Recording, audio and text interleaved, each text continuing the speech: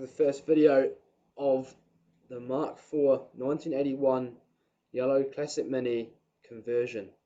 So this car I've had for about, when I was 15 I think I was. This is my first car.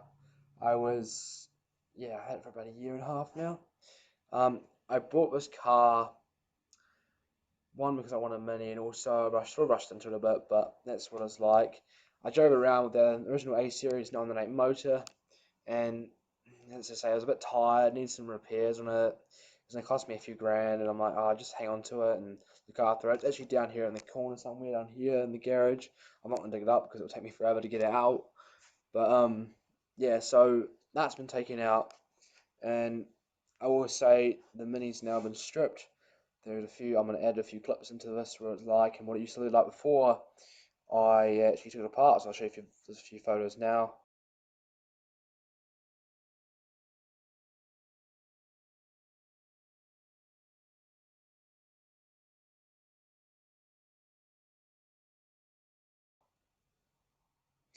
And so yeah, that's what it used to look like before I stripped it all down and decided to do all this work on it.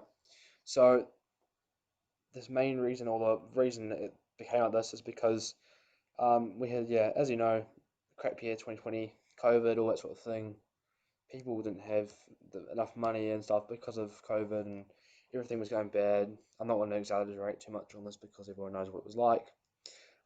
And a guy in the North Island was selling some, in the North Island, New Zealand, sorry, was selling some parts, and it was a G13B with a subframe. So this is a Suzuki,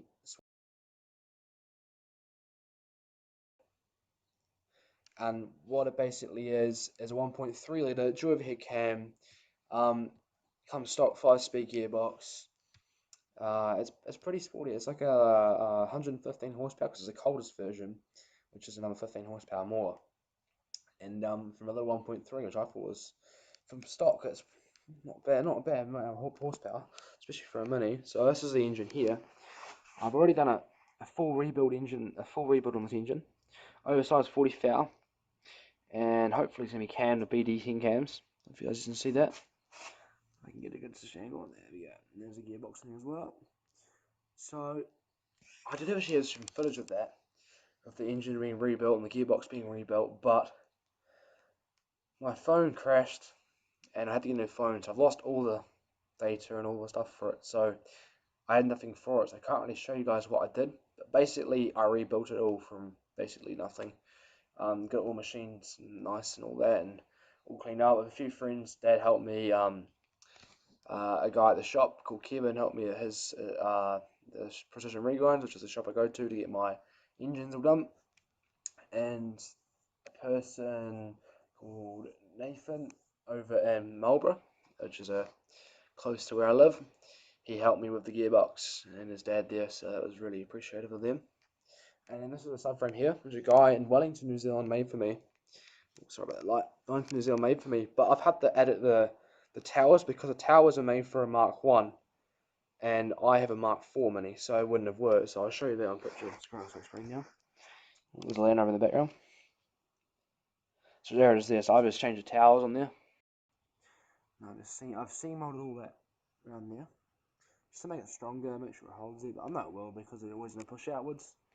And so this is a subframe that's been specially modified to fit the engine and gearbox and everything. And so that's all been finished just recently. Probably needs one more spray, just a top coat to finish it. The engine still needs a top coat on that, all that sort of thing. And here's the thing you've always been waiting for. This is the car. Yeah. So I'll show you. I've already started the car. I've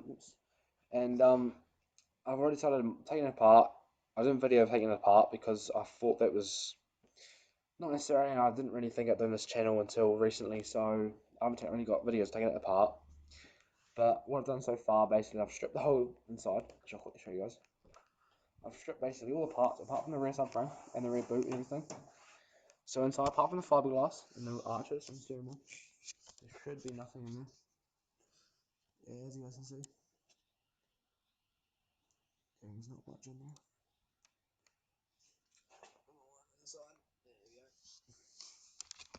So nothing really in there. It's all been stripped. I hope you enjoyed this first video to the series of Minzuki. This was just showing you around the car and everything and where it is at this stage. Like I said, I've already started the car. I just haven't videoed it because I wasn't going to make this channel, but now I have. Please follow and maybe drop a like or subscribe if you enjoyed this or want to follow along on my journey towards the car, and just put any comments and I'll try to get back to you. Thank you guys.